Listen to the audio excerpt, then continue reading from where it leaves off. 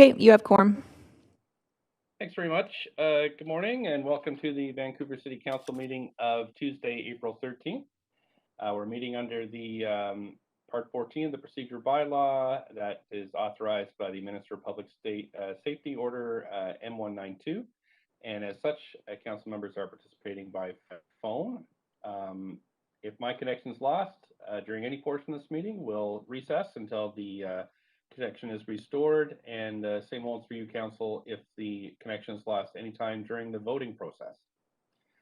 Video of council members speaking, presentations, and vote results will be projected to viewers when available.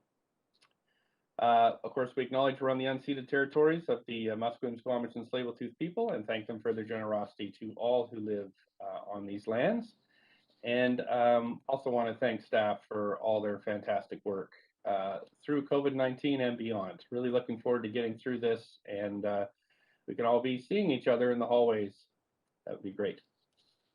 Clerk, can I have the roll call, please? Mayor Stewart in the chair. Councillor Carr. Here. Councillor DeGenova is on a medical leave this morning. Councillor Fry. Here. Councillor Swanson. Here. Councillor Hardwick. Present. Councillor Wiebe. Present. Councillor Boyle. Present. Councillor Dominato. Present. Councillor Bly. Present. Councillor Kirby-Young. Not present. You have quorum, Mayor Stewart. Thank you very much. Council, we're going to start off on a bit of a somber note with a condolence message about the Duke of Edinburgh. So I'll read this out and hope we can have a moment of silence at the end of the statement. On behalf of Vancouver City Council, I'd like to extend my sincere condolences to Her Majesty the Queen and the entire royal family on the passing of His Royal Highness the Duke of Edinburgh, who died on April 9th at the age of 99. The Duke of Edinburgh visited Canada on numerous occasions throughout his lifetime, including 9 times to the city of Vancouver. His first trip to Vancouver was in 1951 when he accompanied then Princess Elizabeth's inaugural visit to Canada.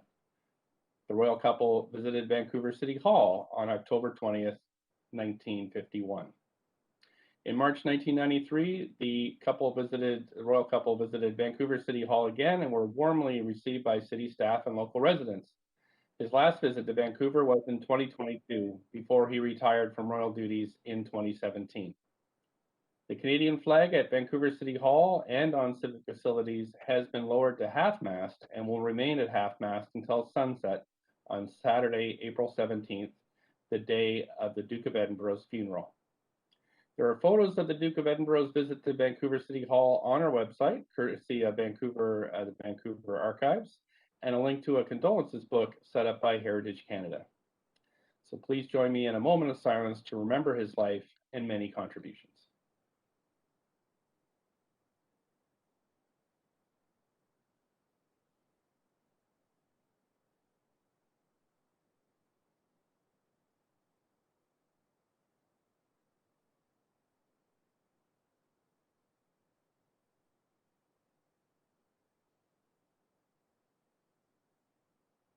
Thank you very much, Council. I'm going to move on to the plan for the day.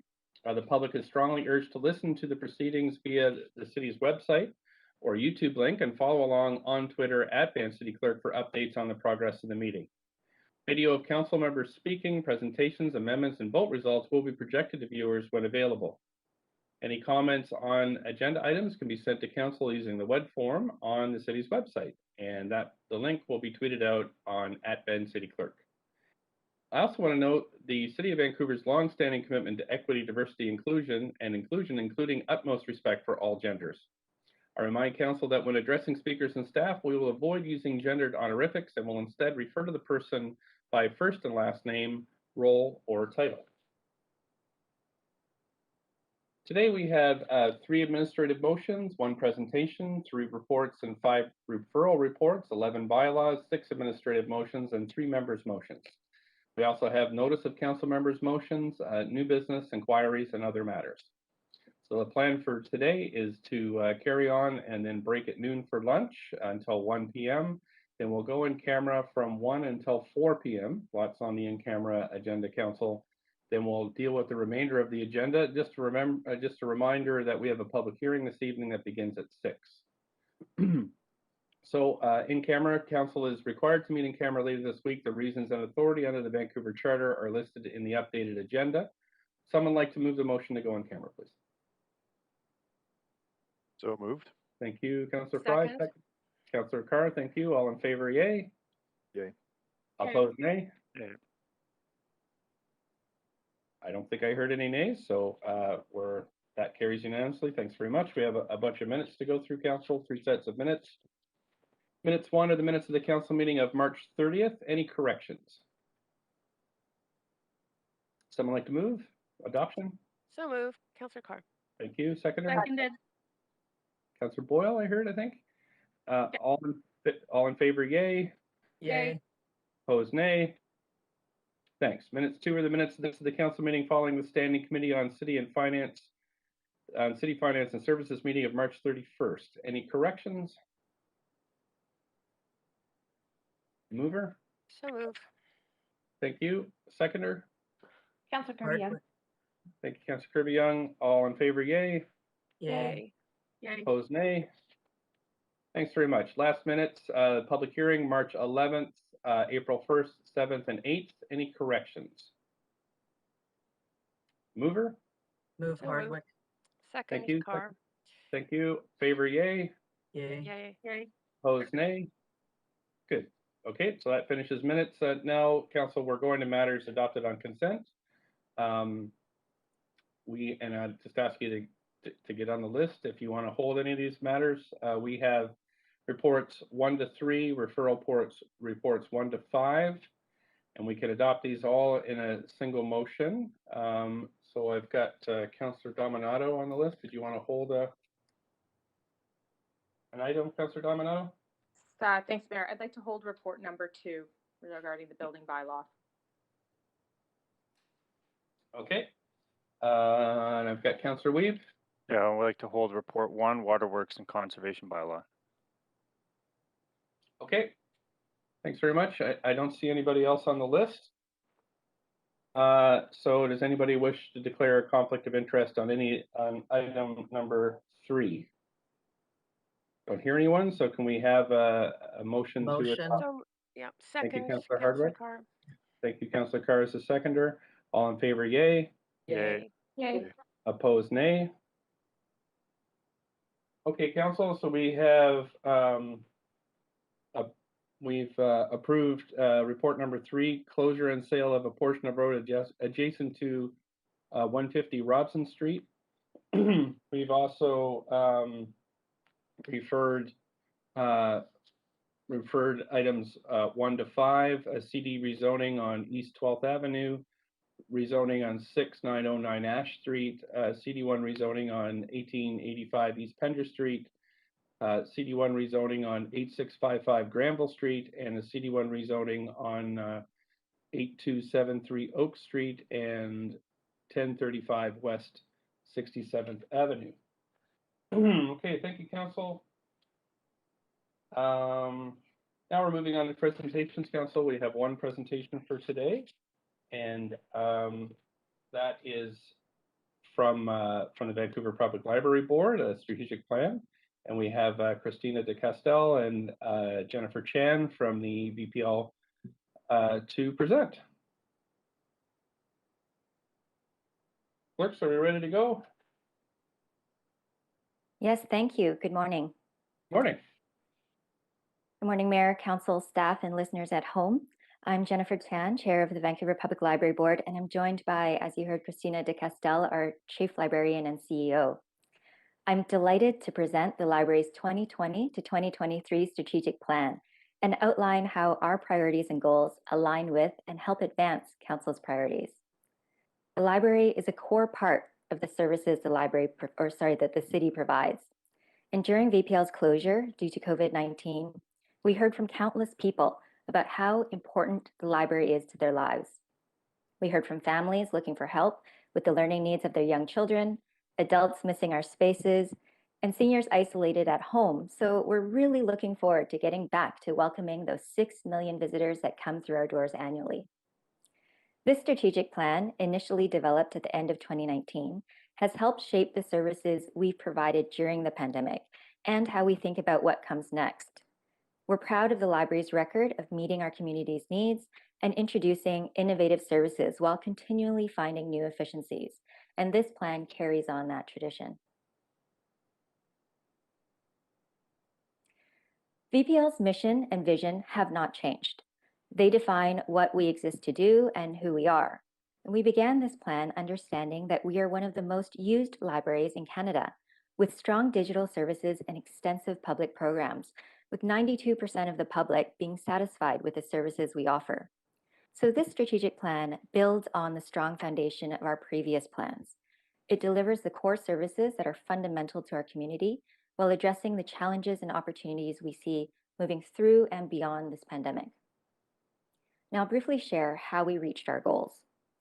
Starting in mid-2019, we reviewed the external landscape, undertook an internal assessment, and heard from over 5,000 individuals and organizations, including the public, community partners, council, and staff. Reflecting on what we heard, the board approved 4 strategic priorities and 13 goals in December of 2019. We were about to release the plan in March 2020 when the pandemic struck. And as you know, the pandemic's impact has been profound. From March to May 2020, VPL was required to temporarily close locations and lay off over 80% of staff due to the pandemic, transforming library services to digital. Gradually, our staff started the work to recover. So before releasing this plan, it was incumbent on the board to reassess our goals in light of the massive impact the pandemic was having and is continuing to have on our community. This slide shows a few of the pandemic impacts we identified and considered in reassessing our goals. What we realized is that almost all of these challenges were already identified before the pandemic, and in many cases have been amplified by it. And as a result, we concluded that the strategic priorities and goals we had identified at the end of 2019 were still valid. And in fact, the library's contributions to addressing these challenges is needed even more than before.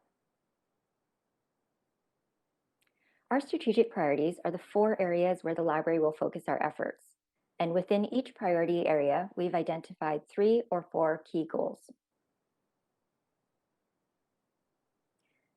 Before getting into the goals, I emphasize that the library's strategic plan is strongly connected to Council's priorities. As a core city service, we make our greatest contributions in the areas of equity and affordability. So you'll see these themes appear throughout our strategies and actions. Providing free access to our collections, technology, and spaces for everyone, particularly as one of the only free indoor spaces in Vancouver, means that when individuals and families in Vancouver are struggling financially, they still have access to reading, learning, programs, and technology so that they can participate fully in our community and feel a sense of belonging. At a time of increased occurrences of racism and isolation, this connection to community support is vitally important. VPL has also woven a commitment to truth and reconciliation throughout our plan, building on the work that the library has been doing for many years to further the Truth and Reconciliation Commission's calls to action and to support the principles of the UN Declaration on the Rights of Indigenous Peoples related to language, history, and culture. Our strategic plan recommits to engaging with Indigenous communities, particularly the Musqueam, Squamish, and Tsleil-Waututh nations, recognizing that the work of the library takes place on their unceded lands. I'll now share more about each of our priorities and goals.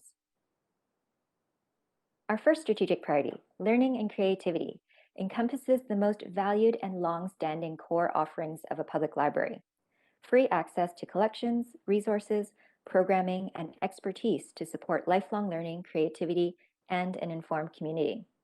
What continues to evolve is how we achieve this goal. And as I speak to you from home, I think it's clear we've all seen the shift from in-person to digital interaction accelerated as a result of the pandemic. VPL's work on this priority began by transforming adult, teen, and children's programming to fully digital during the pandemic.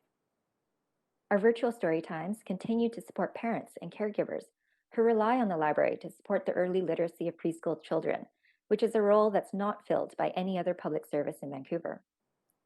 We've learned that our virtual programs have allowed us to share the library's benefits with many who had previously struggled getting to the library, whether because of financial, time, or mobility barriers, and we'll need to continue to meet this tremendous new demand for our digital programs. The digital shift happened for books and other materials as well. So even now, as the use of physical materials is returning, digital collection use has increased by more than 30%. We also saw the critical role the library plays in providing access to technology and the skills to use it. During the pandemic, our staff helped seniors and others isolated at home to connect with us and with their loved ones. And some of these brand new digital users are still asking for the library's support as they build on their new skills.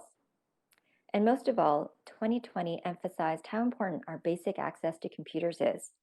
I'm proud to say that VPL was the first library in Canada to restore public computer access during the closures due to COVID-19. And of course, our physical spaces also remain critically important for learning and creativity. We've just opened a new, exciting early learning space at the Renfrew branch to support the development of cognitive, physical, and social skills of children aged 0 to 5. And we can't wait to launch the full range of features once pandemic restrictions ease.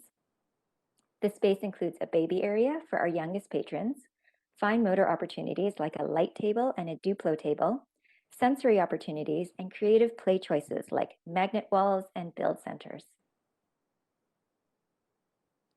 Our second strategic priority is shared spaces and experiences. And this is VPL's commitment to welcoming and providing accessible physical and digital spaces that enable Vancouver residents to engage with information, ideas, and each other. Reflecting Indigenous cultures and history is important in our current and future spaces. And in 2020, staff undertook work to update more than 20,000 records in the library catalog to reflect Indigenous rather than colonial naming practices. As staff plan new branches and service points, we're emphasizing accessibility. In the past year, we've been upgrading our facilities to improve accessibility and support people staying healthy. And we know that library visits will rebound as our hours are restored and gathering restrictions are lifted. VPL is planning new facilities that support the many ways people use our shared spaces, and we'll also be exploring new ways to provide library service as we imagine approaches beyond the concept of a traditional library branch. Two of the major projects that staff are working on related to this goal are the Marpole branch and Oakridge branch redevelopments. Oakridge branch will expand from 13,000 to 25,000 square feet as part of the new Civic Center and become a hub for library service outside of downtown. Our third strategic priority is belonging and connection, fostering a connected community by providing opportunities for social interaction, sharing, and informed civic dialogue. And this priority became crucial in 2020. As we were reopening, the public told us repeatedly about the important role the library played in their ability to stay connected and to feel a sense of community. Staff heard from many, particularly those who lived alone or who faced affordability issues, that access to the library's digital programs and collections were lifelines, and that when physical access to libraries was restored, many felt that their lives took a first step towards normal. VPL's work on this goal will continue the digital programs that help people stay connected, and eventually will restart in-person programs that build community connection and get people out of their homes to interact with their neighbors. We'll continue to celebrate Indigenous voices through programs such as the Indigenous Storyteller in Residence and support reconciliation through VPL's Indigenous Genealogy program. In December, Council approved incremental funding for a new Indigenous planner position at VPL, and we're really grateful for this funding that increases our capacity for reconciliation work. And we'll be putting a significant effort into programs that seek to celebrate the diverse cultures that make up Vancouver's population, that combat racism and discrimination, and that support newcomers and those who speak languages other than English. One of the major initiatives for this priority, made possible with Council's budget support, is our effort to eliminate barriers to library service caused by fines. We're planning a fine forgiveness event for 2021, and we're looking forward to inviting people who aren't able to use the library to come back. Our final strategic priority is organizational strength, ensuring we are ready to deliver the services our community needs and that VPL is recognized as vital to Vancouver. We've heard how much our patrons appreciate the quality of VPL service and the commitment of our staff. We've also heard from staff that they want the tools and expertise to continue delivering excellent patron-centered service with confidence. We'll invest so that staff can be resilient and responsive to our community. And to provide truly inclusive service, we need our staff to reflect our community. And we'll be working internally to be a more diverse, equitable, and inclusive organization with a focus on anti-racism. We've learned that many people are not familiar with the full breadth of services available through VPL. So we'll also be increasing awareness and usage through customized promotion to ensure that everyone understands the incredible resources they can access that support their ability to thrive in our city. And staff will undertake measures to ensure continuity of our service to the public through disaster planning, climate change preparedness, and post-disaster recovery. So I'd like to share a few of the comments that we've heard from our patrons on the next slide. Whether it's excitement about library cards for babies and story time in Cantonese, the Indigenous storyteller programs, or the new early learning space at Renfrew, it's incredible to hear so often from the more than 30,000 people who follow the library on social media and share their thoughts.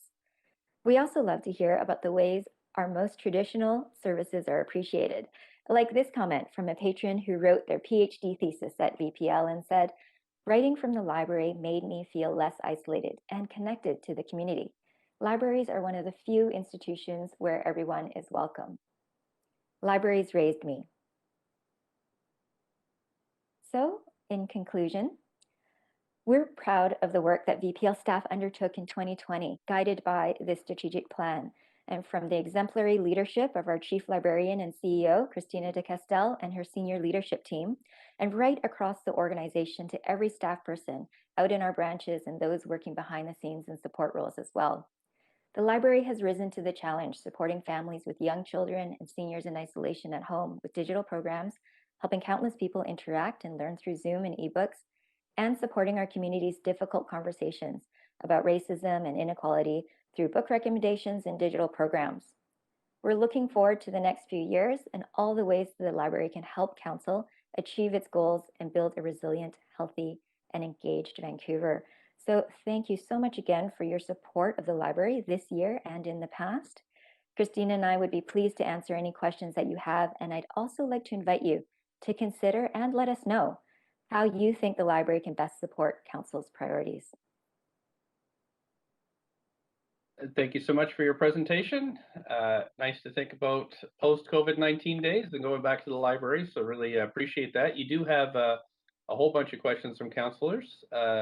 Council, start with Councillor Kirby-Young, up to 5 minutes. Please go ahead.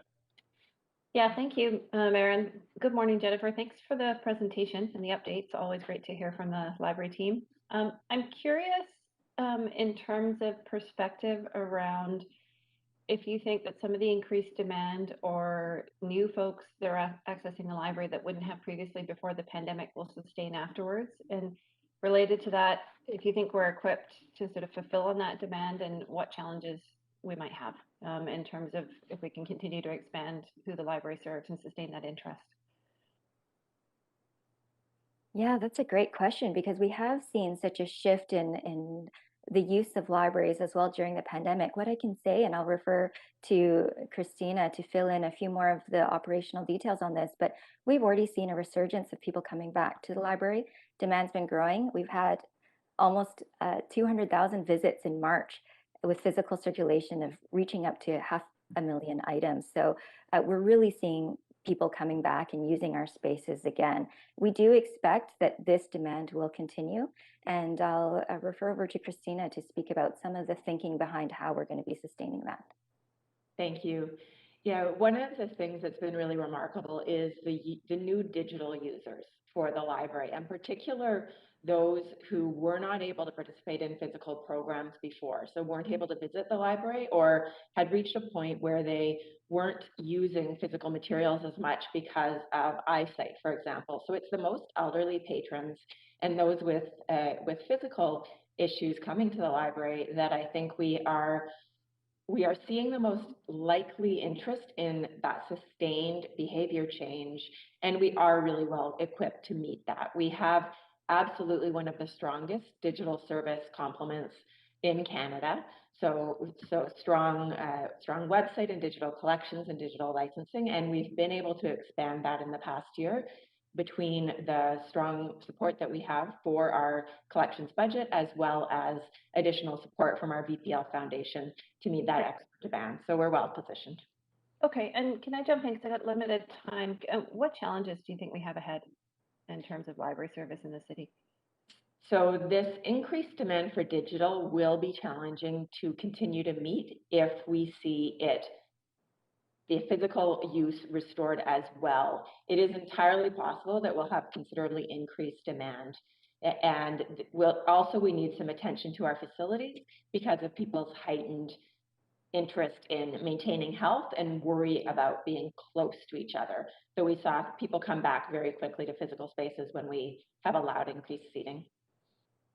Okay, so more around health precautions and facilities and increased demand in terms of digital licensing, or because you would think intuitively that digital is more scalable to expand, but is it around licensing, or can you be a bit more? Yeah, it is around licensing. So there are restrictions from publishers. Generally, ebooks are sold to us on a 2-year license. And that means that rather than having a book that sits in the library's collection forever, our money only lasts for 2 years and we're rebuying content constantly. So that is why we're very involved in advocacy at both a national and international level, and why I'm engaged internationally with the World Intellectual Property Organization to try and address these types of issues on an international scale. Okay, great. I'll leave it there. Thank you so much, and thanks again for the presentation. Thank you. Councillor Fry, up to 5. Thanks, Mayor. And thanks, Jennifer, for the presentation, and Christina for answering some of the questions. And thank you for the work that you're doing. I'm wondering if we could, speaking of work, how are our staff? I recognize that library staff were disproportionately impacted through the early shutdowns. Library staff are predominantly women and are, faced with some challenging frontline situations. How's their health? How's their spirit? And are they getting vaccinated appropriately? Thank you, Councillor Fry, for a very thoughtful question. Certainly, the pandemic, as you noted, had tremendous impacts on staff.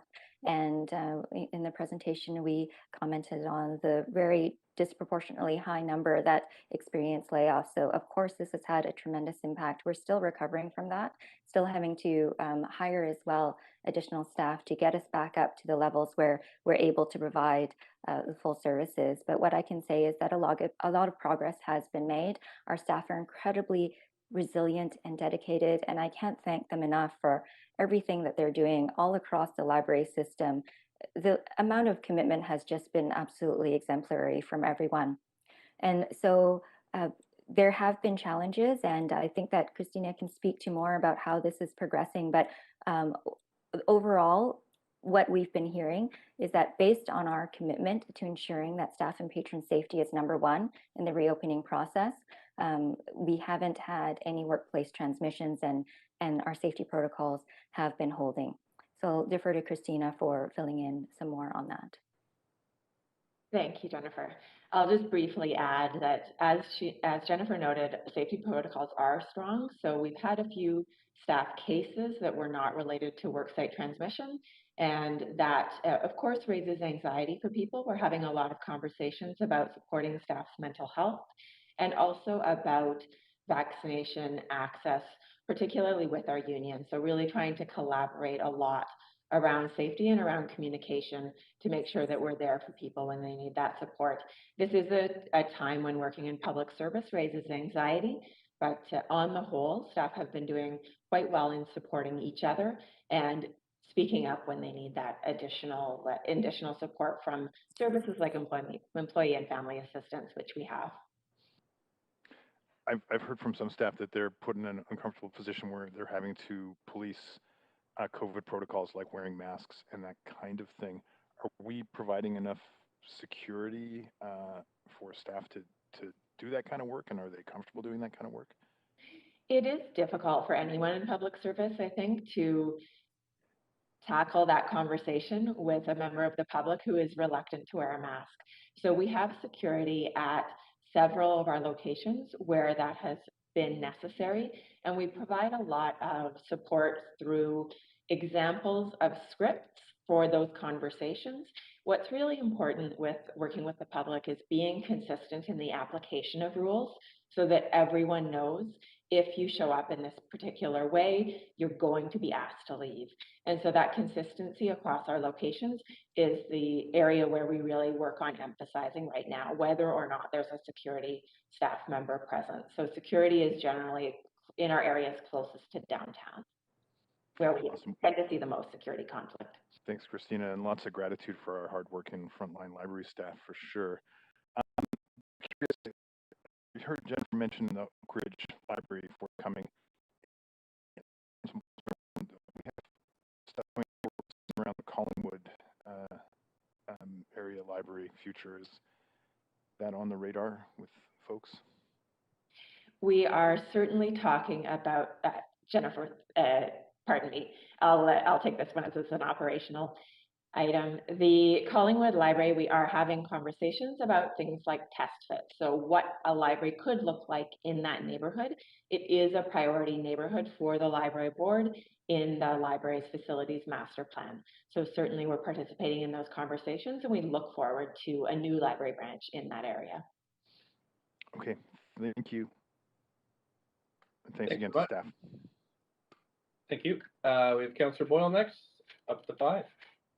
Thanks, I'll echo a huge thank you, Jennifer and Christina, and all the library staff who have really been working hard to meet people's needs and adapt. I also had a few questions about how staff are coping, so appreciate Councillor Fry asking those questions. So my other question was just about the fine-free welcome back week that is being planned this week. If you could tell us a bit more about that and what it might look like to expand that into a full fine-free program, and who benefits, or you know, just a little bit more about why that matters so much.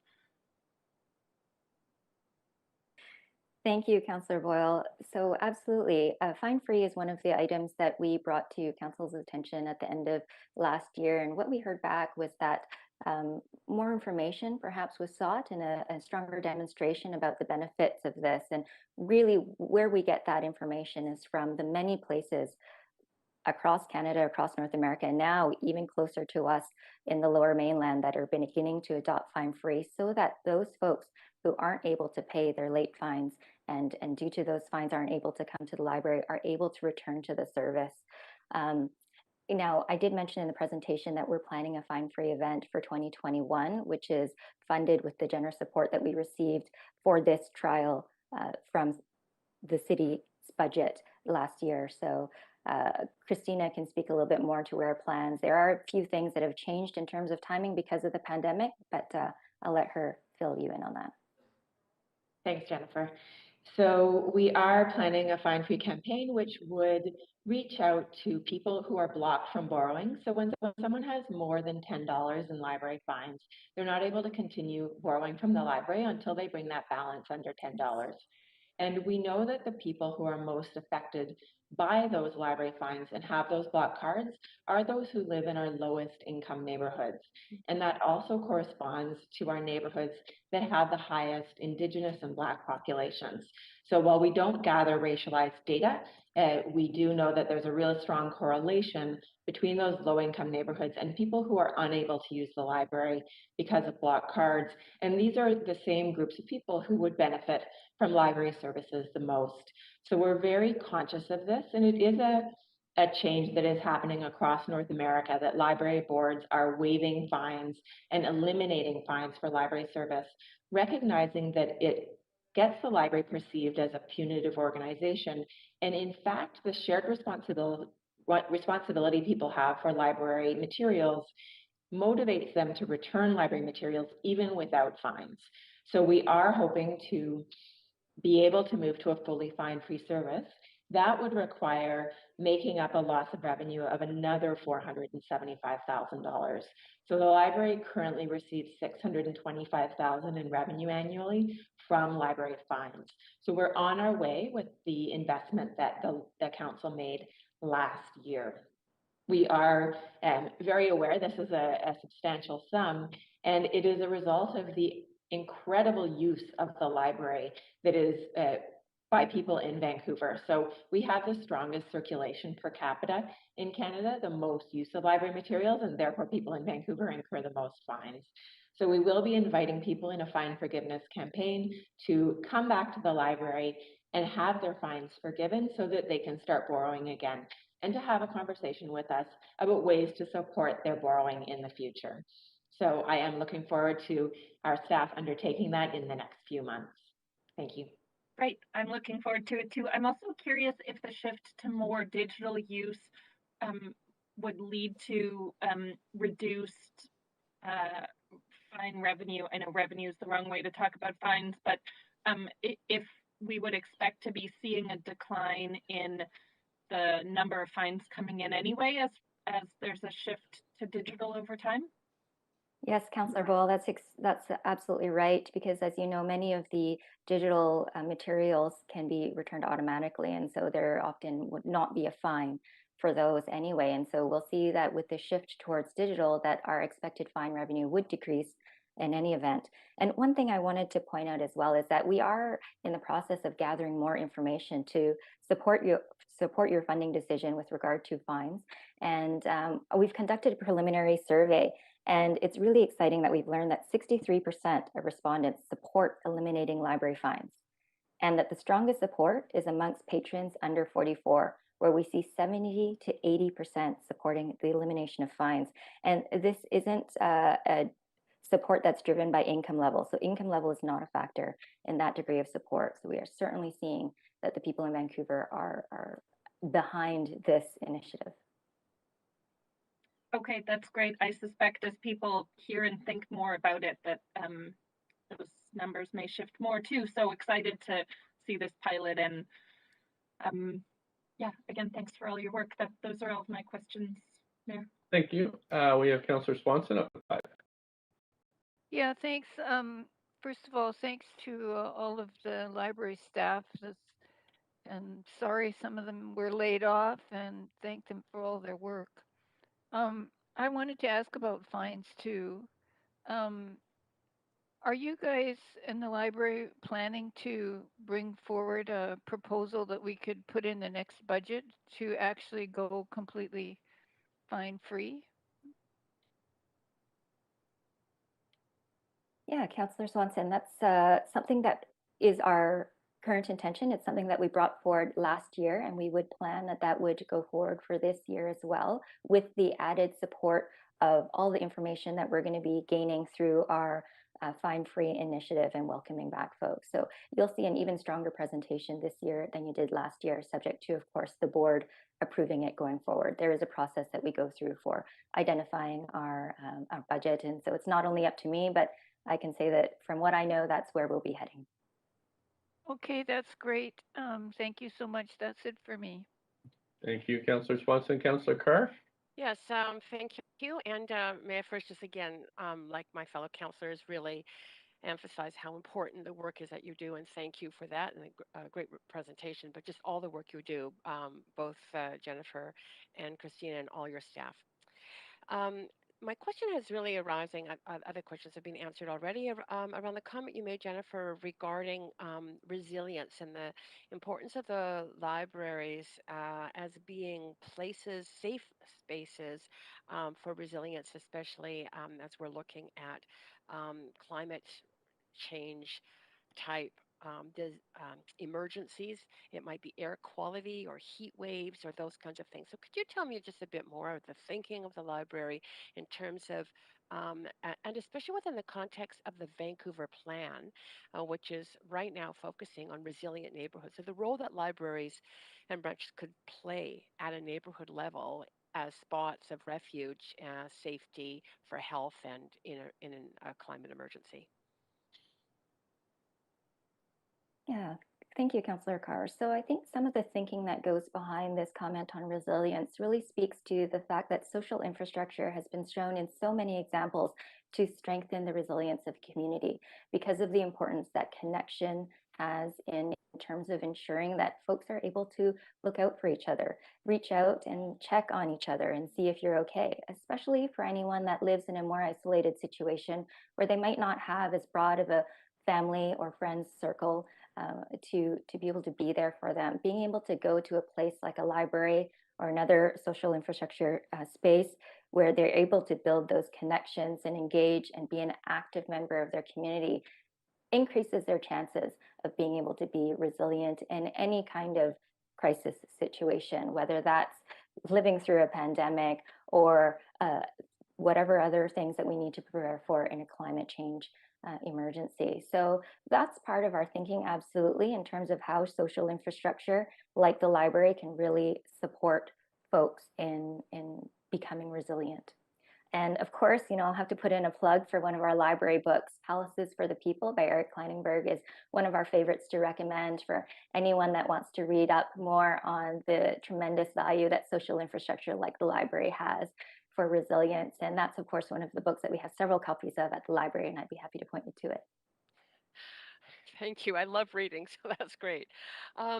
Just on that same theme, Metro Vancouver is also putting out a public call right now for input on a plan around resilience, and is specifically noted also the need for places within neighborhoods and communities where people can go. As I say, especially if there is something like, the wildfires in 2018 that created such poor air quality and really had a lot of people suffering around that, whose homes were sort of not resilient.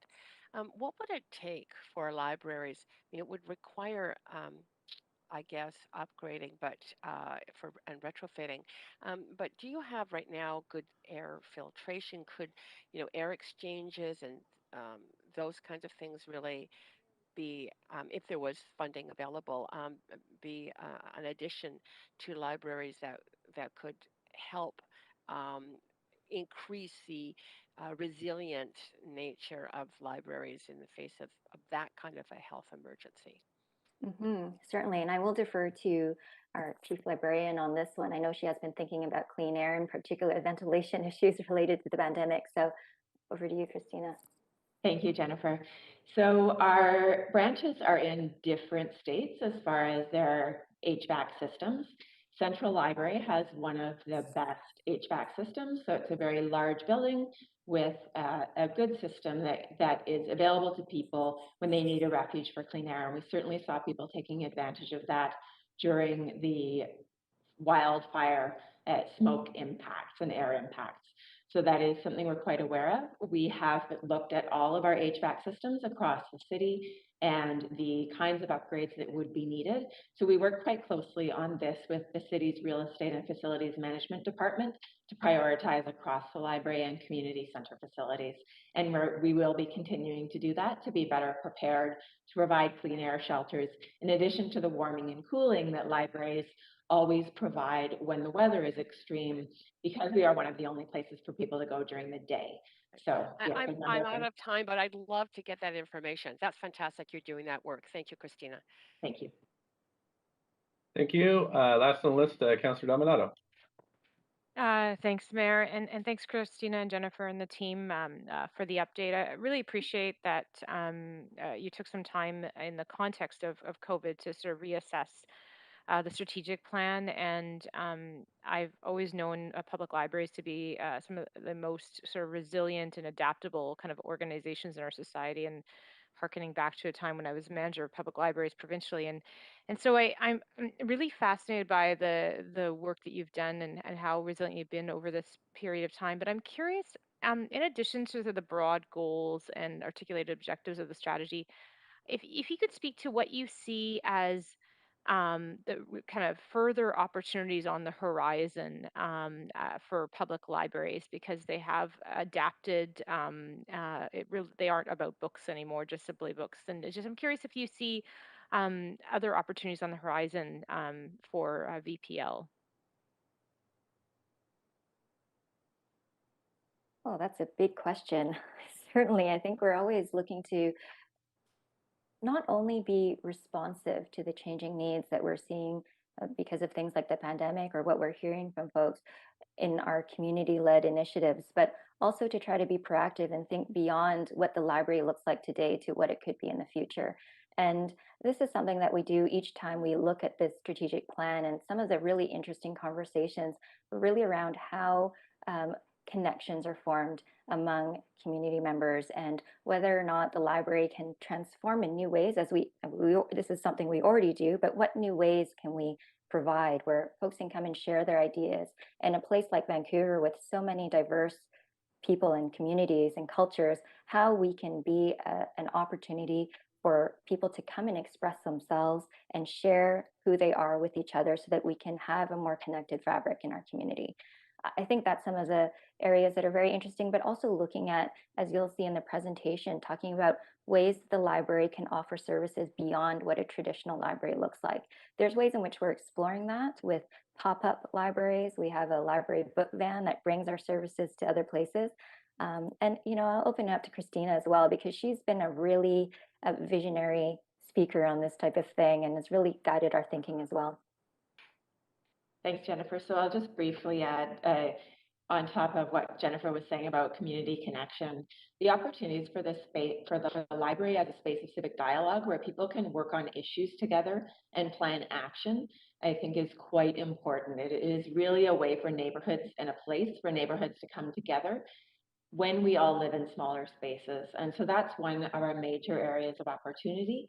And the other is around how technology is evolving and ensuring that we don't leave people behind as the world changes and technology becomes more and more in a way that we enable connection. So we really recognize in libraries that this is not something available to everyone. And when people are curious about how augmented reality, virtual reality, all of these sorts of things are going to affect their lives, that is a role that the library can support, is helping people to understand as we move in towards a more automated future, what it means for us as a society, and to get that exposure when you can't afford to do that yourselves, when you can't afford to access those types of technology. So we really help to bring everyone along, and that is a significant role as we start to look towards a more technology-affected future. So those are two areas that we're paying a lot of attention to and thinking about. That's fantastic, and I appreciate that. And I've honored and other gatherings and dialogues at the VPL, and I know I was actually down there a few weeks ago with my daughter, and it was incredibly busy, and staff were incredibly helpful as we were trying to find books. My last question is on community partnerships, and it is around if you could just describe sort of our relationship with our local universities and colleges in the context of resources and what kind of relationships we have with post-secondary. Christina, I think I'll send this question to you. Sure. So,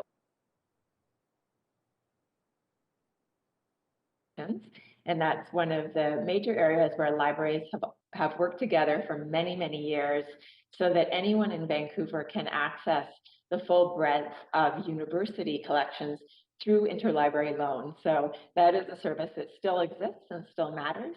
Our Vancouver residents are strong users of interlibrary loan from the universities, is one of the most important partnerships we have there. And then on the programming front, we have quite a lot of partnerships with individual departments among universities. One of the places we work with quite a bit is SFU, both the Public Square and the Center for Dialogue. So lots of conversations there about how we can strengthen community connections and community dialogue and work together on addressing change. So that's a couple of examples. So both on collections and on programs, we work with the universities. Thanks so much. Great, thank you. And I think that's my time, but thank you for your fantastic work in your teams. Thanks. Thanks very much. That's it for questions from council. So just wanted to thank you so much for your presentation and everything you do. We all love libraries, so thanks for keeping ours in such great shape. Thank you very much, and we look forward to seeing you at our libraries as well. And if you have any questions, we're happy to answer them. Thank you again. Thanks again. And council, we're going to move on now to the reports that were held.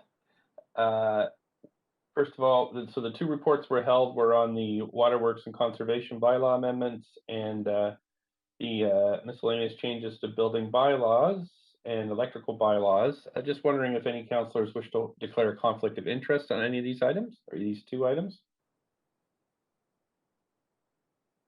Okay, right. So let's start with the Councillor Weeby, you held Waterworks and Conservation Bylaw amendments. Did you have specific questions? I did. I also recognize that there will be a staff report on drinking water demand management. They'll come back to this council in the fall. Because one of the things I was interested is recognizing that 2020, our Greenest City Action Goal was to reduce water consumption by 33%, and we've only gotten to 26. So I was wondering what was our goal, but it looks like that will be coming to this council in the fall. So my question to staff on this report is, it talks about that we were able to do metering for all residential homes 0.4 acres and larger. I'm wondering how that process was implemented, and was there any conversation about looking at reducing the acreage to get more homes on this project, recognizing we're only at 11%? City Manager, do you have a staff person there to answer these questions? Thanks, Mayor Stewart. Yeah, we do. Andrea Becker is on the line, I believe, and I would defer to her for that question. Thanks so much. Please go ahead. Yes, thanks, Paul.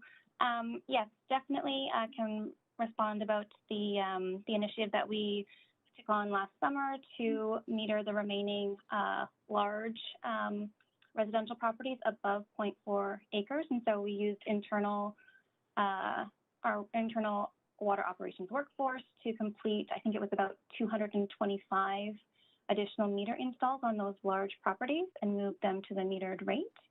And so part of the update, one of the updates in the bylaw today is to actually just remove the remaining area-based comment for metering, because the advice we've received from legal was that our bylaw allows us to meter any property. It's more, the bylaw is meant to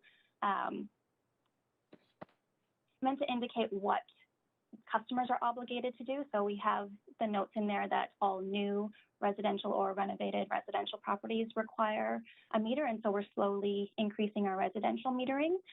But we do have the ability to essentially meter any property going forward. And so part of our demand management strategy that you mentioned will focus on how we can accelerate residential metering. And then this allows us to sort of have the flexibility to do that. We're not restricted by the size of the property.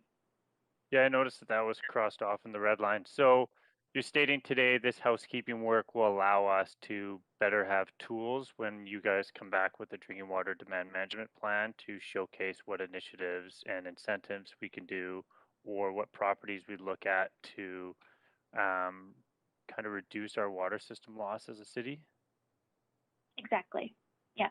And most of the other minor changes are more just outdated language. So we're coming up to the water restriction season May 1st. And so there were just some sort of overlapping language or little things that were missed over the years. So we wanted to clean those up so that we were better equipped for the enforcement season. Okay. And did we see a lot of difference in our water consumption use due to COVID? And then my second question would be, recognizing that 6.1 talked about the drinking water fountains and the water quality monitoring, recognizing that a lot of our access to water was shut down because of COVID. I'm just wondering if you know if that testing is being done, and if we expect more access to water this summer, recognizing that we're still in COVID protocols. Yes, I can try and split those up. So the first question was that did we see an impact in water demand because of COVID? And yes, we definitely did. The restrictions, COVID restrictions, definitely had an impact on the economy, as we all know. And so we did see that reflected in lower water use in our ICI sector. But conversely, because a lot of people were at home, instead we did see a little bit of an increase overall in residential use. And so I think it was about probably 10% lower overall water use in 2020. And so sort of the reduction in ICI and a little bit of a boost in residential was that was the overall outcome. And so we expect that will probably continue into 2021. And so we're monitoring that closely. And then your other question, sorry. Yeah, go ahead. Can you refresh me on the other question? The other question was access to water, recognizing that Yes. we shut down a lot of our. Yes, definitely. And so our team is working closely with EOC on access to water. So we actually deployed a lot of hand washing stations in downtown Eastside near the beginning of the pandemic. We had to take them out during the winter because of freezing risks and hazards, but they are going to be deployed again in addition to a number of temporary drinking fountains as well. And that is also a main focus going forward, is increased access to water, recognizing water as a human right. That's great. And then I guess last question, looking at my time, are we going to see any water conservation pilots this summer that we can showcase to our public that we're going to be a part of this kind of program to reduce our water conservation? So are we got any capital projects or any projects that will be delivered this summer prior to the report coming to us in the fall? We don't have any pilot projects this summer. A lot of the work happening throughout the year is more preparation for larger capital projects later in the capital plan. Perfect. Thank you very much. Thanks. I don't see any other questions. Councillor Weeb, would you like to move this report? Yeah, I'll move the report. Thanks. Do we have a second? Thank Yep. you, Councillor Carr. I'll do yays and nays. All in favor, yay. Yay. Yay. Opposed, nay. Great. So thanks very much. That's unanimous. And the second report is on the building electrical bylaws. Councillor Dominato, you held this one. I just going to check with the city manager. Do you have somebody, you have some staff there able to answer questions? Yes, Mayor Stewart, we do. Okay, great. Kevin Lau and Pat Fry online. So yeah, happy to address any questions. Hey, Councillor Dominato, up to 5 minutes. Thanks, Mayor, and thanks, staff. I just wanted to hone in on the amendments related to accessibility that were articulated in the report and reflected in the Appendix C. Councillor Fry and I recently had meetings with respect to accessibility of our particularly multiple dwelling buildings in the city, and the conversation actually centered a lot around bathrooms and partly not being large enough and wide enough, but also roll-in showers and opportunities for that. And so I wondered if staff could just expand on what is articulated here and what feedback they've had from the community in terms of like our Persons with Disabilities Committee and others. Hi, Councillor. This is Kevin Lau, Building Policy Engineer. If I could respond to that. Earlier on, I guess a number of months back, we met with the Persons with Disability Committee as through the citywide accessibility plan to have some conversations with them. We've also talked with various industry representatives, architects, CPs, designers in the community, and we've understood that there has been obviously some confusion with regards to the adaptability requirement. The adaptability requirements are intended to address the capacity of a dwelling to be modified in future to increase the degree of accessibility, and most of the confusion that seemed to exist around sizing and so forth seem to exist as a consequence of some of the flexibility provisions that we have in there, which allow for providing, rather than a three-piece, a two-piece washroom with a future capacity for modification to allow a low barrier shower. And so what the pieces that have been added into the appendix notes as part of this set of changes or proposed changes is intended to provide clarity as to what the Chief Building Official's Office would accept as part of those flexibility provisions. Otherwise, the changes that have been proposed only are very minor in nature. Like the majority of these are non-binding changes in the notes to provide that clarity for industry. So there isn't that kind of confusion, and there is clarity as to what kind of sizing is appropriate. So those notes include statements with regards to the need for 3x3 3 foot by 3 foot shower compartments, or 3 by 4, 3 by 5, and those are based on standard sizes that are easily found in the industry that comply with the US ADA requirements, for example. And can you just, I'm just curious if, so this speaks to sort of adaptability of units. And is there an expectation, though, with any new builds that all units would be adaptable under our building code? Absolutely. Yeah, that is currently the requirement. There's no change to that. Adaptability is still a mandatory requirement under Vancouver Building Bylaw, unlike the provincial requirements. Okay, and can I ask a further question? Do we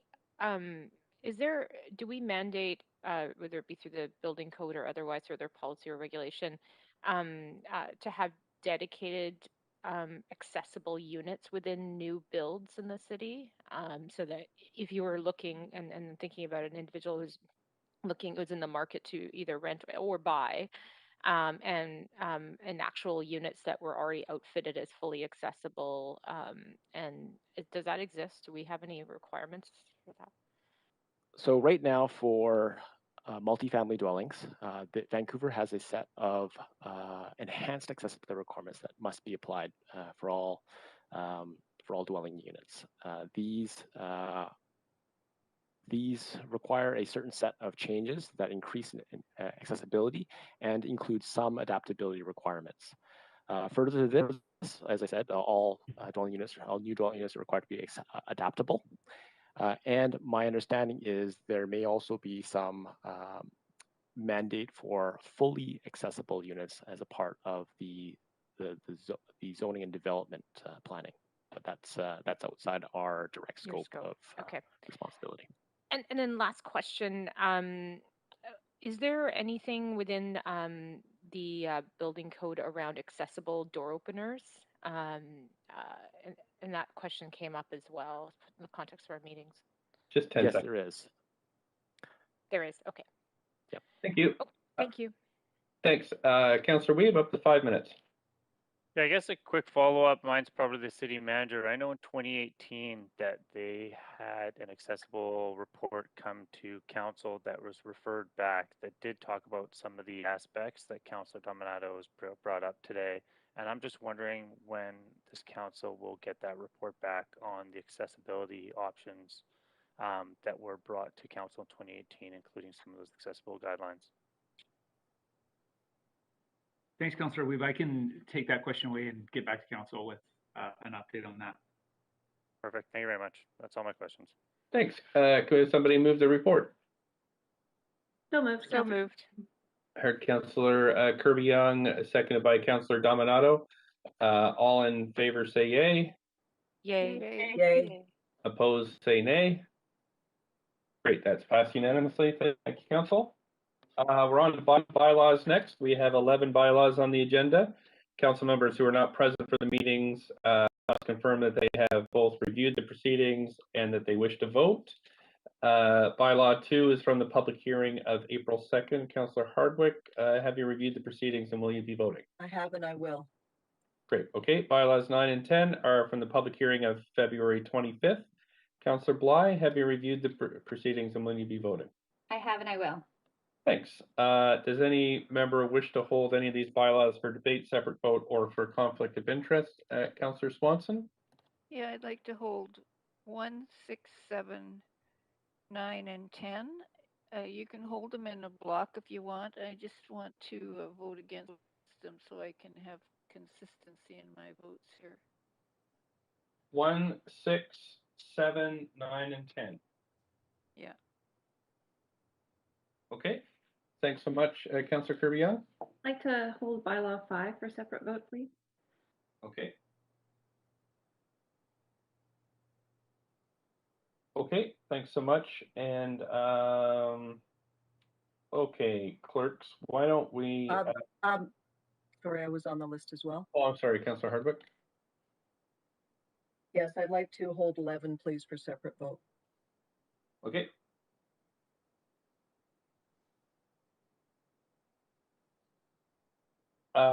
Okay.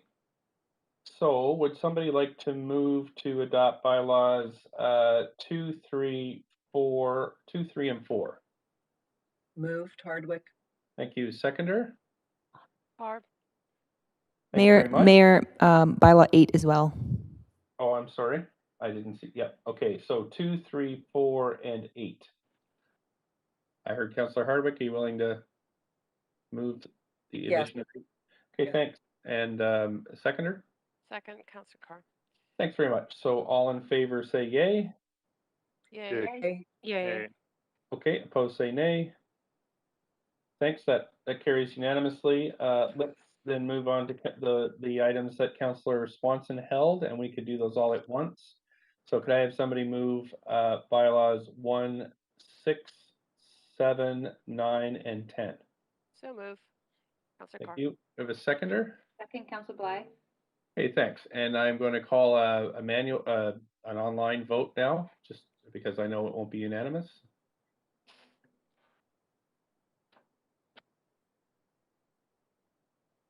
Councillor Bly and Councillor Fry.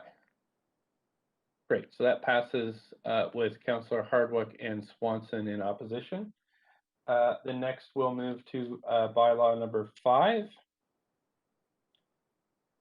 And we'll also call a vote, just a recorded vote on that one. Point of information or point of order. Sure, Councillor. I'll declare a code of conflict on this. Conflict. Due Yep, to conflict. recognizing that I have a business that sells alcohol that could be consumed on city-owned property. Okay, thanks very much. Mayor, we also need a mover and seconder on this bylaw. Sorry about that. Happy to move it, Mayor. Moved. Councillor Fry, Councillor Dominato Seconded. as seconder. Thanks very much. Okay, now we can have the vote. Councillor, if you could mark Councillor Weave as in conflict to staff.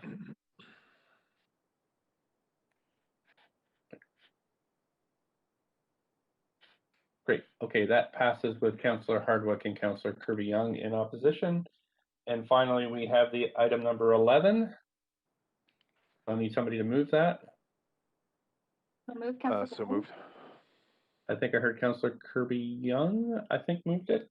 That was Council Bly. I believe that was Fry and Bly. Mayor. Okay, Councillor, sorry, sometimes it's hard to distinguish the voice. Councillor Bly, seconded by Councillor Fry. We'll call a vote on this one.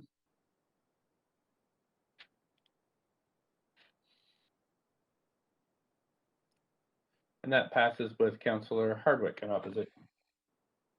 Thanks, Council. We're at 10:38. Moving on to administrative motions. 6 administrative motions on the agenda. The first one is approval of form development of 435 Boundary Road. Anybody wish to declare a conflict of interest on this? I don't hear anyone. Are there any questions of staff, Council? I don't see anybody on the list, so would somebody like to move the motion? So moved. Oh, second. Okay, Councillor Dominato, seconded by Councillor Carr. I don't see anybody on the list for discussion. So we'll call yeas and nays. All in favor, yay. Yay. Yay. Opposed, nay. Yay. I heard a nay. Yep. Councillor Swanson. Okay. So we'll need a recorded vote on this.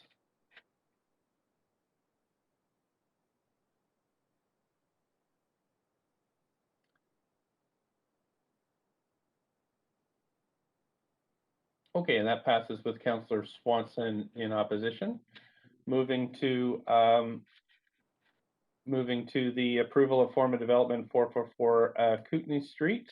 Anybody wish to declare conflict of interest? I don't hear anyone. Questions to staff? I don't see anyone on the queue. Someone like to move this? So move. Councillor Carr. Councillor Carr, seconder. Second, Councillor Weeb. Councillor Weeb, thank you. It's on the main queue now. Any discussion? I don't see any. Okay, I'll call yeas and nays. All in favor, yay. Yay. Yay. Yay. Opposed, nay. Okay, that's passed unanimously. Thanks, Council. On to number 3, 2710 Caslow Street. Any conflicts of interest? Questions to staff? Someone like to move this? So move, Councilor Carr. Councilor Carr, seconder. Kirby Young. Thank you, Councilor Kirby-Young. Any discussion now in the main queue? Don't see any, so I'll call yeas and nays. All in favor, yay. Yay. Yay. Opposed, nay. Thanks very much. That's passed unanimously. Got a few more of these, Council. Number 4 is the closure and sale of portion of road adjacent to 150 Robson Street. Any conflicts? Questions, staff? Yeah, questions to staff. Yeah, okay. Councillor Weave, go ahead. Up to, just making sure the city manager has somebody available there. Thanks, Mayor Stewart. I see Jason Olenek from planning is on. Okay, go ahead, Councillor Weave. Yeah, my question is, recognizing that we're seeing a goal to do groves of forests or small pocket parks in dense urban centers, recognizing the health benefit, mostly the mental health benefit of these little groves, was this property ever deemed as an opportunity to create a little natural space in the middle of a very dense and urbanized cement area?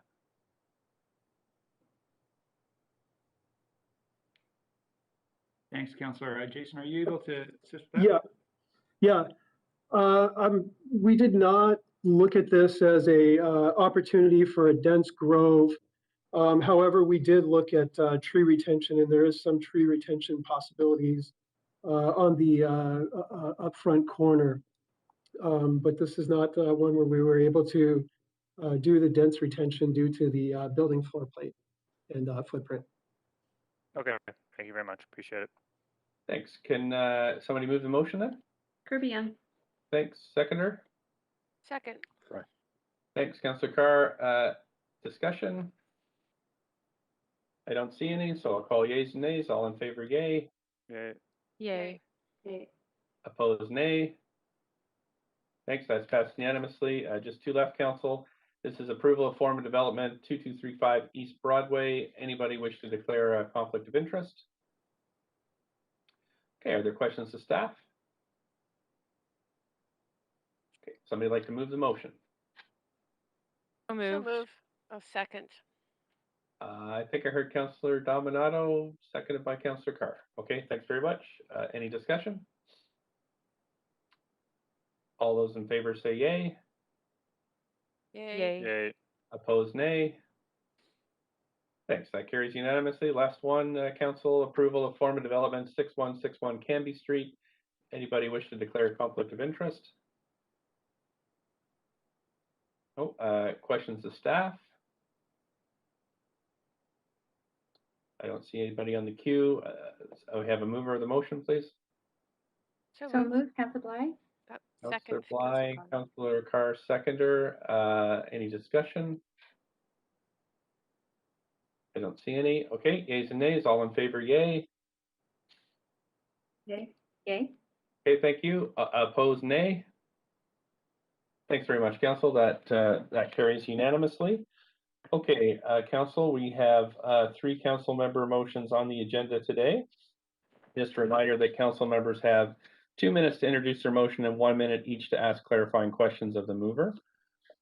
We've got, sorry, I'm just going to clear the queue here and just put us on the question queue.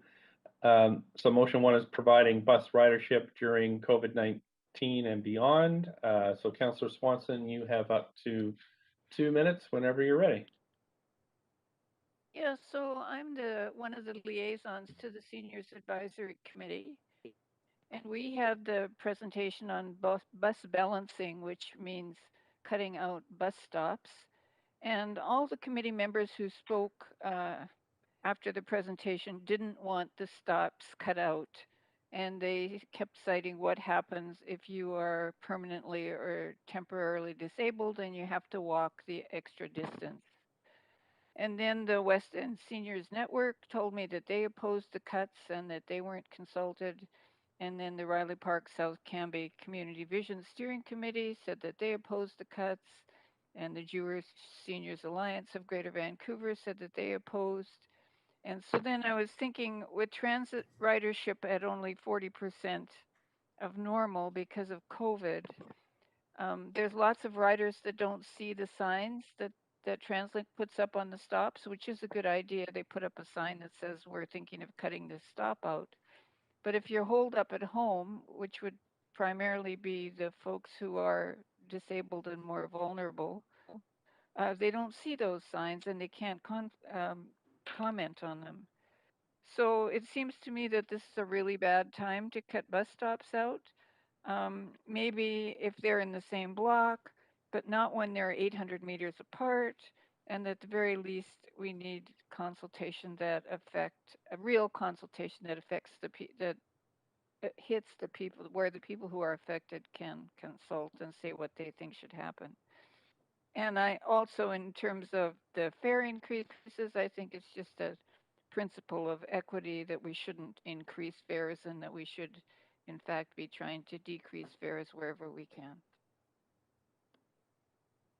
Thank you, Councillor Swanson. You do have a question for up to 1 minute by Councillor Kirby-Young. Yeah, a few questions. I'll be fast. In Clause 8, Councillor Swanson, I'm wondering why you're favoring workers of unions and not all lower income or marginalized workers who don't have the benefit of being part of a union. Well, all workers is fine. I just thought union would be a handy way of reaching a large number of workers. Okay, I'll probably anticipate bringing an amendment on that. On Clause B, are you referring more specifically to select right-hand turns, for example, at busy intersections or others? Or are you suggesting barring all right-hand turns? Oh, select. Okay, that's also helpful clarification.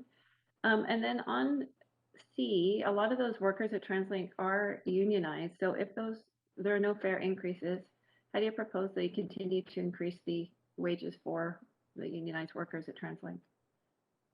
Well, I think we need to have an equitable tax system that funds public services that everybody needs. I think that's my time. Thank you. Thank you. That is it for questions, Councillor Swanson. Can I refer this till tomorrow because there's speakers? We just need somebody to second the motion first. Second, Hardwick. Thank you, Councillor Hardwick. Yep, so we do have speakers. So Councillor Hardwick, you've moved the motion to hear this tomorrow, Wednesday, April 14th, and we start at 9:30 a.m. So we have a seconder. Fry. Thank you. All in favor for referral, say yay. Yay. Yay. Opposed, nay. Thanks. So that's referred to the Standing Committee tomorrow, which starts at 9:30 a.m. Second motion is a joint Vancouver City Council, Vancouver School Board Committee to collaborate on capital projects. Councillor Carr, you have up to 2 minutes to introduce this motion. Great. Thanks, Mayor. I think, Council, you'll remember that we received a request, all of us, for this joint VSB City Council Committee to collaborate on capital projects. The letter came from Chair Carmen Cho March 1st, and I raised it in inquiries on March 9th, and through questions to the acting city manager, received the direction that the best way to move forward with this would be through a member's motion. So I submitted that motion. Staff did provide feedback and suggested consideration in the future regarding the park board. So I did add that into the motion. The motion does set out the process for establishing such a committee. And I think just to reiterate really the points that I think all of us have discussed before around this, which is the need for collaboration on projects is great. We are seeing an increased number of projects coming from the school board and their capital planning that do incorporate elements that are the city's jurisdiction, like childcare. In one case, also housing down in Cole Harbour. Britannia is another incredible example of collaboration, for example, with library and the West End Community Centre as well, and school project. So I think that we could really benefit, all of us, and the projects would benefit by that collaborative work between Council and the VSB. Thank you, Councillor Carr. A couple of questions. Councillor Kirby-Young, up to 1 minute. Yeah, thanks, Councillor Carr. On 1B, you've asked for a budget for this committee, and I'm wondering, since the committee's going to meet twice, and I would anticipate most of the costs would come related to capital project budgets, why does it need a budget, and what do you envision that being? You know, I don't imagine that it's going to be a large budget, actually, Councillor Kirby-Young. But I don't know yet what staff will come up with, and if there is an additional need for any staffing. I don't anticipate that it wasn't raised by staff, but I thought just to be on the cautious side, in case there is, that the timing should be such that it can meet the needs of this particular budget year, because this is a very short-term project. It So only just goes to to jump in with the November. time, so you don't see a budget being pivotal to the work of the No, committee? I do not. Absolutely. Yeah. Okay, thank you. Thanks so much. Councillor Dominato, up to a minute. Thanks, Mayor. Thanks, Councillor Carr. I'm just curious if you could expand on what you envision the mandate of this committee being, and how that fits with the existing staff level. There's already existing staff level regular meetings and committees with respect to capital. So what would be the role of council and trustees in this? Well, because the idea came from school board, I'd love to have them answer that question. From my point of view, I know that things have been raised in terms of the potential for other types of community needs being met within a school. And I don't know what those are. I think counselors may come up with ideas. We certainly know that childcare has been a big one. Maybe there's more housing that we want to incorporate into school projects. It might be other types of facilities, senior centers. So I'm not necessarily knowing what that might be. Maybe it is also working with school board around retrofitting of schools in order to meet our climate emergency goals, and ensuring that schools do incorporate all of the measures to make sure that they are going to be zero net energy into the future. Thank you, Councillor Carr. Thanks so much. Councillor Boyle, up to a minute. Thanks. I'm just interested in hearing a bit more, Councillor Carr, about how you envision this political committee would relate to the staff work that's been ongoing between the bodies. Yes, I received really solid and extensive feedback from staff on this, and they anticipate that this would be something they would relish in terms of working. So not only school board and school board and the council working between us, but that staff also would provide supplementary information and I think gain from those discussions. So my sense is that it would be overall a collaborative effort that does include staff in the end too. Great, really appreciate it. Thanks. Okay, thanks. That's it for questions. So do we have a seconder for this motion? I'm happy to second it. Second. Thank you, Councillor Boyle. I heard first. So we've received requests to speak. Tomorrow, somebody like to move referral? Refer? Yeah, I'll refer it to Councillor tomorrow Carr? to hear from speakers. Sorry. That too. Sorry. Sorry. Councillor Boyle. Okay, thanks. Sorry, I got three voices at once there. Okay, all in favor of referral, yay? Yay. Yay. Okay, opposed, nay? Great, so that's referred to tomorrow. The next motion we have is enhancing organizational governance and development. This is moved by Councillor Dominato. Just so you know, Council, there are no speakers signed up to this motion, so we'll be debating this now. So we'll give Councillor Dominato the 2 minutes to introduce this motion, and please go ahead whenever you're ready, Councillor Dominato. Thanks, Mayor, and appreciate the opportunity to introduce this.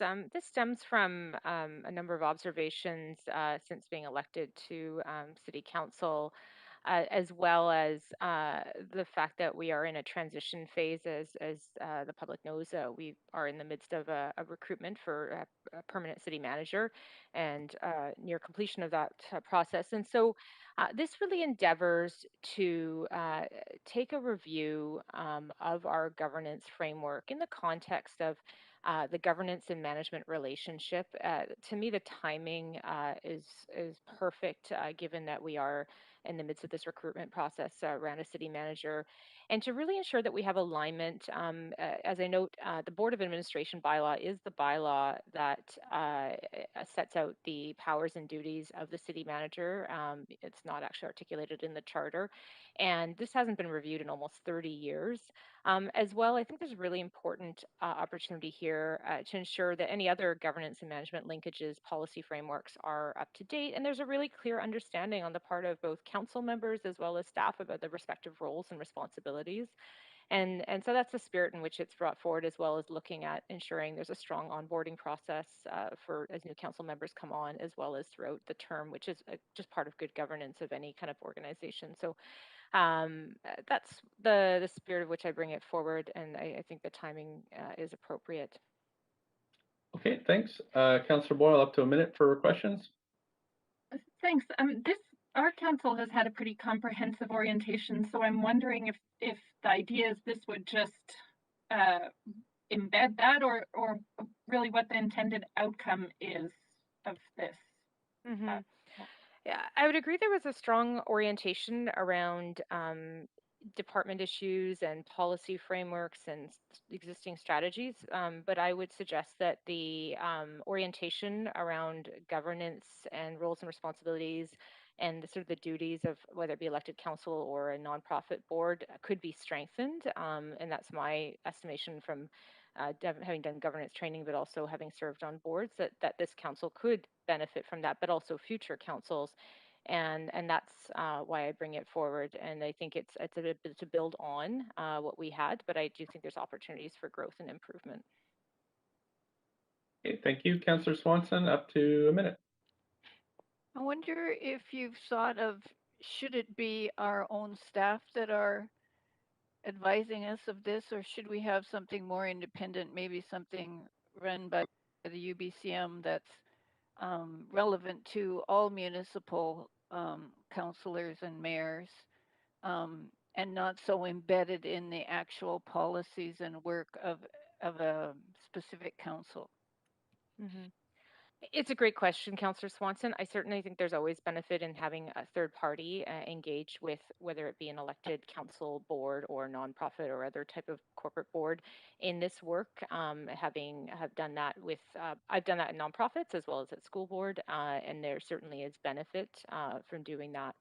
So certainly that could be something that's explored. I didn't want this to be prescriptive, but I think it is something that could be explored by staff as a recommendation. Okay, thank you so much. That's just a minute. Okay, so we have a seconder for this motion. Second, Councillor Weep.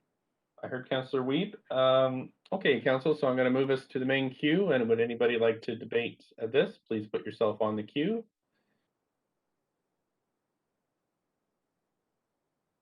Councillor Boyle, up to 5 minutes. Thanks, Mayor. I have a point of information through you to the city manager or staff, which is just to get a sense of the staff time that staff interpret would be involved in this, and I guess what staff and what else would get pushed off, if anything, the plate to do this work. Thank you. City Manager? Thanks, Mayor Stewart, and through you to Council Board for the question. So yeah, we haven't done a detailed assessment, of course, of kind of what would be entailed here as work. It would generally, I think, land on the city clerk's team as the primary support to council in your role as elected officials. So we would need to do some work to scope this, and obviously, you know, there's a time parameter here that we would be working to, and that may dictate kind of how much of this we can do, or to what extent. You know, how in depth we could go. But at this point, we could certainly do an assessment of the motion for sure, and to be able to provide council with some response within the timeline. The level of detail, like I say, we will have to do some more work on that. Okay, that's helpful. Thanks.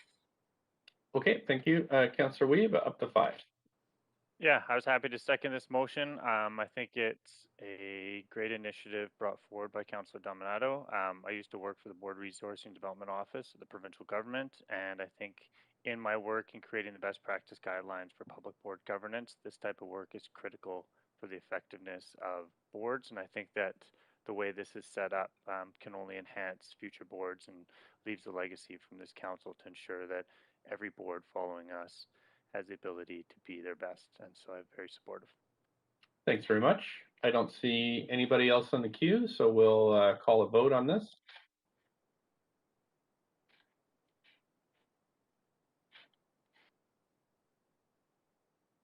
Councillor Hardwick.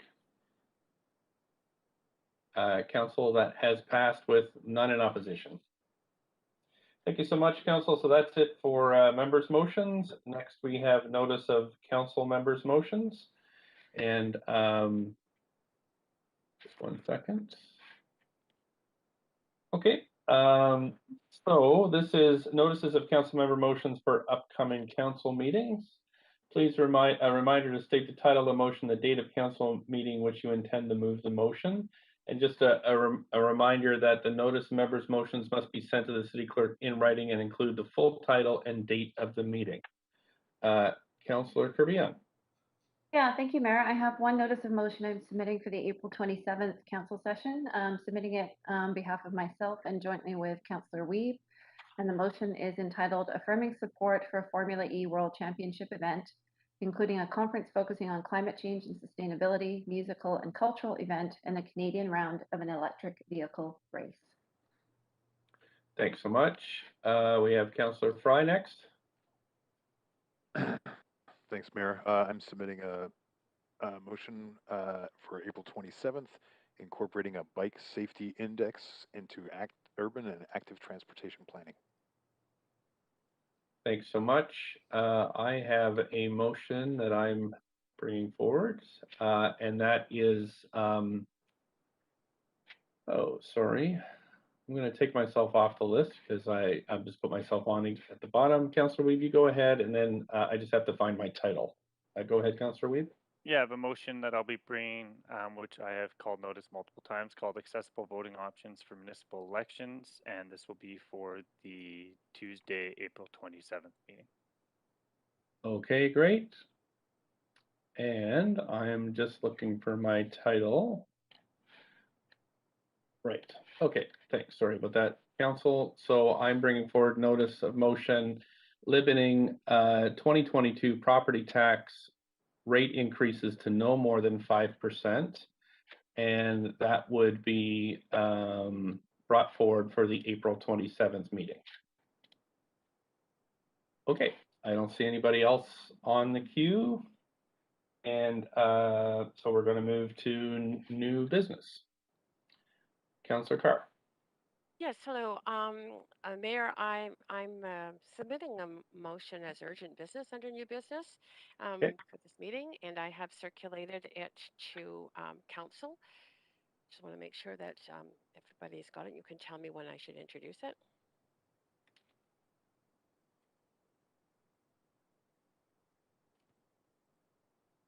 Mayor? I'm just waiting here. Okay, so it's up on screen now. Councillor Carr? Yes, good, thank you. So I'm submitting this because we are in a situation, obviously, of a third wave that's now being declared, and of the COVID-19 pandemic, with the variants being a key feature of this particular wave of the epidemic, and causing great concern in terms of the greater contagion that they produce. And we are, as a city, reliant upon so many people to keep our lives going, and amongst those are our first responders. Yet our first responders have not been prioritized for immunization. Other jurisdictions have prioritized first responders. First responders have also been noted in the federal call national recommendations as needing prioritization. Yet, as I say, in the city, they have not been prioritized. This is to send an urgent message from Mayor and Council to those who are in a position to be able to make decisions, the form of a letter to the Premier, the BC Minister of Health, to all Vancouver MLAs, and that would convey our urgent request that they ensure the appropriate decision makers prioritize our first responders, Vancouver Fire and Police, for COVID immunization, and in particular, ensure vaccination for the Vancouver firefighters and police who work in the downtown east side, where the fire hall there, Fire Hall 2, has now got 12 staff in isolation through a risk of exposure. So this is indeed a very urgent situation. I cannot imagine what would happen if there were the need to even close fire halls. And we did have a fire. I think we just need to convey that very clearly. I'm saying that the letter should go to those political leaders who can make decisions, and also they'll be CC'd to Dr. Penny Ballum, whom we are familiar with. She's now the executive lead for the provincial rollout of COVID-19 vaccinations, and also our Chief Medical Officer of Vancouver Coastal Health, Dr. Patricia Daly, and also have our Communications Department release a letter to local media. This would be a letter written by you, Mayor, on behalf of all of Council. Okay, thanks so much. Do we have a seconder for this? I'm happy to second, Mayor. It's Councillor Bly. Thank you, Councillor Bly. Does anybody wish to speak to this motion? Councillor Boyle? Just to say, very happy to support this. It's a critical issue, as Councillor Carr outlined so well. I don't need to repeat her words, but I know I in particular have been hearing from our firefighters working so hard in many cases, especially at Hall 2, in very critical and close proximity to folks. And I know many other workers across the downtown east side have been able to be vaccinated, and so appreciate all of the effort in this motion, also in the advocacy I know you've been doing, Mayor, and the work that union leadership has been doing, and our new fire chief as well, all pushing in the direction to protect these frontline workers who can't work at home like many of us are able to. So happy to support this and appreciate all of that effort. Thank you. Councillor Kirby-Young. Yeah, thank you. I appreciate it. I think context is important here because this is a very real concern. And I know that there's a lot of groups that are frontline workers, and there have been a lot of outbreaks. And I appreciate the work of the PHO in trying to identify the most vulnerable in the hotspots. And I also appreciate the approach that the unions had taken to sort of quiet advocacy directly behind the scenes, as opposed to sort of raising noise about this. And I think really that speaks to the fact that they were also supporting vulnerable other folks to get that, despite the fact that a lot of these workers themselves are in harm's way. I think it's worth noting that on March 18th, the provincial government did announce that essential frontline workers would be prioritized for vaccines, and specifically AstraZeneca, that was scheduled to start in April. On March 29th, the provincial government suspended the use of AstraZeneca, as we all know, for people under the age of 55. And as a result, the Frontline Party worker vaccination program was put on hold. At this point, the provincial government has not approved Pfizer and Moderna vaccines for use with Frontline Party worker program at this time. They did announce the possibility of the Johnson & Johnson vaccine being used for the Frontline Party worker program at the end of April, although we now know that use of Johnson & Johnson in the US, for example, has been suspended due to potential related health concerns. So I think while they were identified first responders on the priority groups, the challenge has been not that they were prioritized, but there was no vaccine supply made available based on the sort of a number of challenges in terms of what was available, and also the issues with AstraZeneca. And so I am confident that it's coming, and I am confident that a lot of attention has been given to this issue, especially over the past few days and in the past week. So I think it's coming, but I think obviously as things tick along and workers are down, we haven't heard the stories of how many workers behind the scenes at VFRS and VPD have been down with COVID, and they have had it. And if, for example, they had qualified under the approach the province has taken with hotspots in terms of workplace outbreaks. If they were another workplace, based on what I'm hearing in terms of the outbreaks they've had, they would have been shut down under these new COVID rules, where the province is saying if you have 3 or more workers, you may have a workplace shut down for 10 days, except that they can't shut down because they're essential service. So if you have an attack in progress, I think we need somebody to respond. If there is a fire in a burning building, I think we need someone to respond. If they're responding to an overdose call in the downtown east side, obviously they need to respond and they are particularly vulnerable. So I am happy to support it, but I'm also quite confident that I think the noise is getting louder. And I think that the general public was actually quite surprised to hear that the workers had not been prioritized or hadn't actually received the vaccines. And I think that's the key semantic difference here is they have not received supplies of vaccination. So they've been in a holding pattern and they will continue to be pending an announcement this week. Thank you. Thank you, Councillor Kirby-Young. We have Councillor Bly next. Thanks very much, Mayor. Yeah, I'm very happy to support this motion and appreciate all of the comments so far by my colleagues. Again, I won't repeat them or belabor the point, but I think what we recognize is that this has been our frontline worker or our first responders, have been responding to many crises across the city, COVID being one of them. And as Councillor Kirby-Young pointed out, has sort of, I'd say since about December or January when vaccinations became available or the program became sort of talked about more and some of those details came to light, there's just been a lot of patients waiting for what that rollout will look like from Vancouver Fire and Rescue Services as well as the VPD. And so acknowledging that approach just to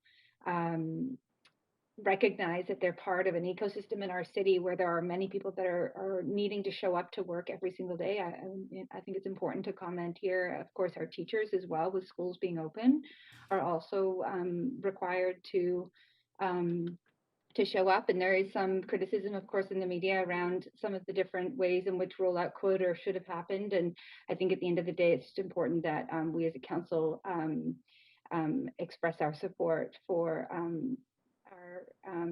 these two groups in particular, while recognizing that there's many groups that are needing to be in their roles, in their professional roles, and sort of mandated by the province to continue that work. And again, I'll say teachers are a massive contingent of that group. So happy to support and hope to see a response from the province to this motion. And again, thank you to the mayor for working on this over the weekend, and to also our fire chief, Karen Fry, for her getting out into the media this weekend to really bring some education and spotlight to this issue. Thank you. Thanks so much, Councillor Davidato.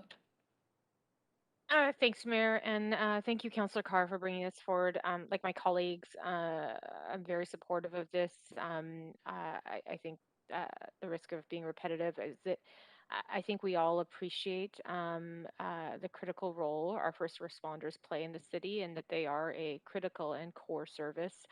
And there has been great advocacy on the part of our mayor and unions, and as was noted, our head of fire and others around this issue. And we've had clusters of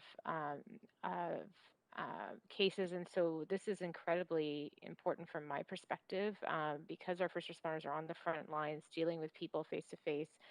And I think this is responsive. I appreciate there's a number of discussions taking place, and staff have been working actively and engaging actively with Vancouver Coastal Health on this issue, but happy to support this motion this morning.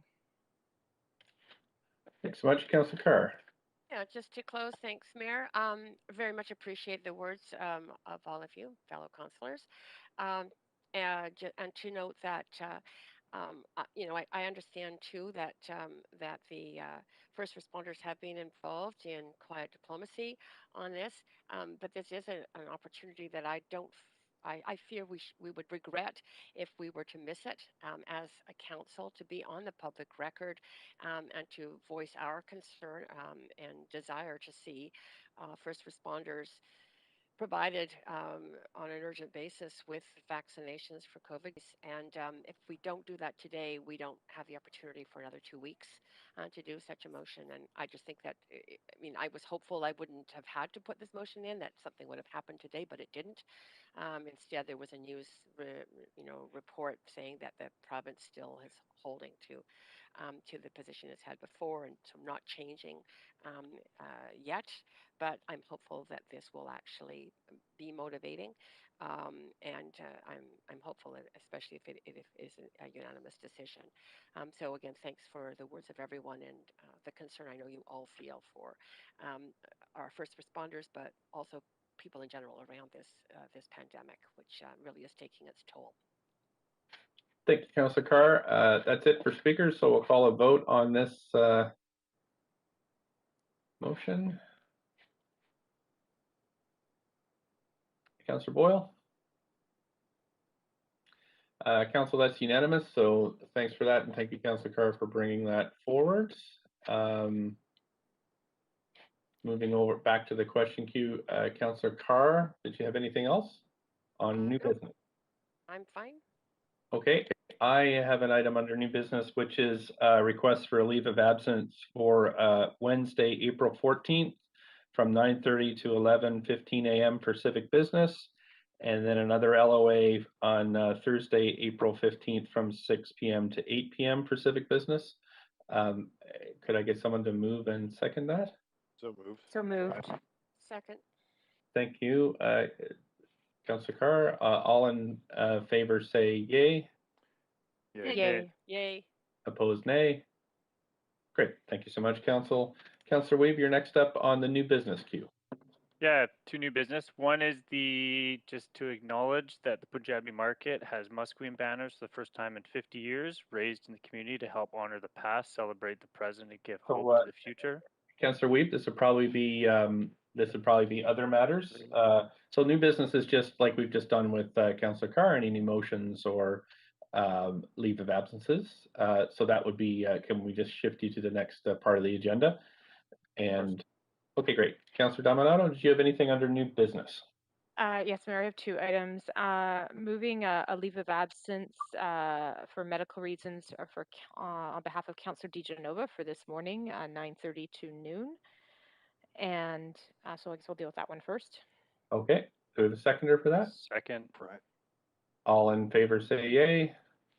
Yay. Yay. Opposed, nay. Okay, thanks. And the second item is a leave of absence for myself for Wednesday, April 14th, 9 a.m. to 1 p.m. for civic business. Okay, seconder? Fry.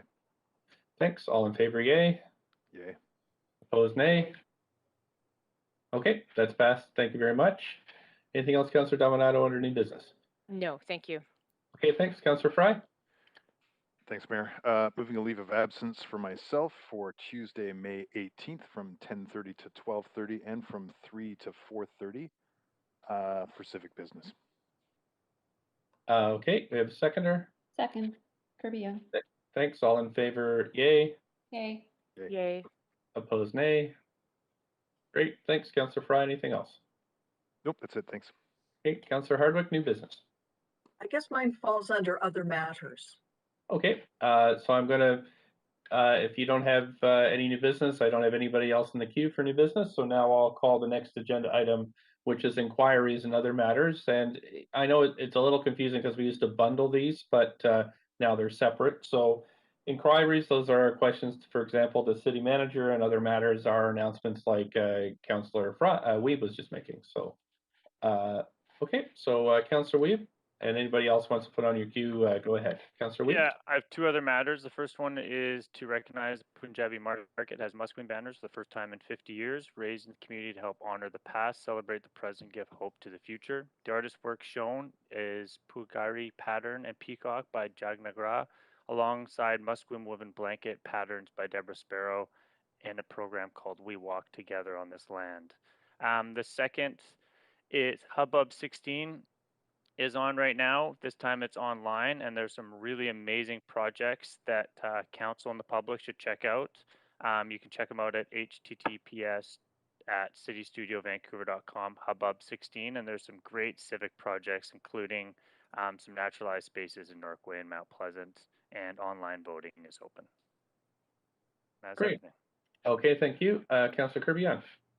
Yeah, thank you very much, Mayor. I just wanted to extend a very happy wishes for very happy Vaisakhi and happy Khalsa Day to everybody that's celebrating. It's also the first day of Ramadan, and it's as we have kind of looped the solar once for COVID. This will be the second time that we won't be able to gather for the parade in the Punjabi market and along Main Street and celebrate together and enjoy snacks and festivities. So I know the community is missing that, but it is a very sort of festive and joyous time, and so want to send out a lot of joy and light to everybody that's celebrating today, and hopefully we will be back together for Vaisakhi next year in 2022. Okay, thank you so much. Councillor Hardwick. Yes, thank you. I would like to acknowledge the passing of Vancouver theater legend, former UBC prof Norman Young. Norman Young died Friday from a heart attack. He was 94 years old and lived every minute of those years.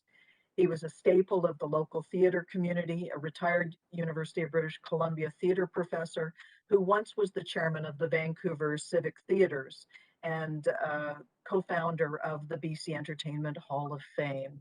He was also a walking encyclopedia. So for his service to the city, to the theater community, I just wanted to, again, acknowledge him and give condolences to his family and the community. Thank you. Thank you very much, Councillor Hardwick. I don't see anybody else on the queue for inquiries and other matters, so we could have a motion to adjourn, Councillor Hardwick. Motion to adjourn. Thank you. Second? Second, Councillor Weed. Great. And all in favor, yay? Yay. Opposed, nay? Thanks very much, Council. So that's it for this council meeting. We do have an in-camera meeting today from 1 till 4, and then after we finish that, we have our public hearing from 6 onwards. So that's it for today. So enjoy the sunshine, and we'll see you in camera at 1 p.m. Thanks so much. Thanks, everyone. Okay, bye-bye.